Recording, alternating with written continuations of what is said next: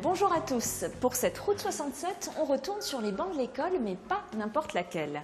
On va tenter de comprendre en quoi consiste la méthode Montessori, ici, à l'école privée Les Abeilles. Chez les 6-12 ans, dans la classe unique des grands, c'est méthodique, calme, organisé. Un peu comme dans une ruche, chacun va à sa place, chacun suit son plan de travail. Je fais des conjugaisons parce que j'avais envie de faire du français. En fait, ici, c'est vous qui décidez? Ça dépend. Des fois, quand elle nous donne un exercice, soit on le fait maintenant, soit on fait une autre chose et après on doit le faire. Un peu plus loin, Léon s'adonne aux mathématiques, sa matière préférée. En fait, je suis en train de faire une multiplication à 2 chiffres avec le damier. Ce que j'aime bien manipuler, c'est les perles aussi.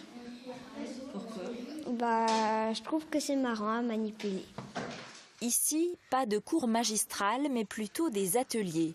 Les enfants avancent à leur rythme, en liberté, oui, mais encadrés. Maintenant, tu as ton résultat. Combien de milliers? 5. 5000. C'est pas tout à fait eux qui choisissent exactement ce qu'ils veulent faire. C'est pas chacun fait ce qu'il veut, quoi. Je suis là pour leur montrer jusqu'où ils doivent aller. Je dis, vous êtes là. Très souvent, j'utilise, toi, t'es là, tu dois aller là. Et moi, je peux t'aider à avancer. Mais il faut que tu me suives. La pédagogie Montessori a été conçue au début des années 1900 par la première femme médecin en Italie, Maria Montessori. Les enfants doivent travailler pour eux, de façon autonome, guidés par l'enseignant. Une pédagogie qui s'appuie aussi sur du matériel adapté. Pour l'écriture, il y a les lettres rugueuses. Pour les mathématiques, il y a les perles de façon à bien visualiser les notions. C'est du matériel très concret.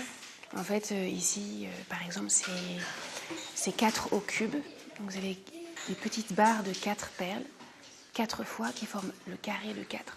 Quand j'étais petite, j'avais du mal à lire et quand j'ai commencé ici, Montessori,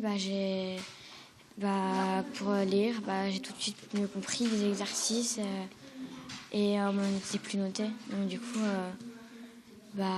c'était plus pratique, je trouve. C'était moins stressant. Ouais. Le midi, pas de cantine. Les élèves apportent leur panier repas. L'école Les Abeilles est entièrement privée, sans contrat avec l'éducation nationale. Elle fonctionne en autofinancement total. Les frais de scolarité s'élèvent à 350 € par mois. Mais même à ce prix, l'équilibre financier est difficile.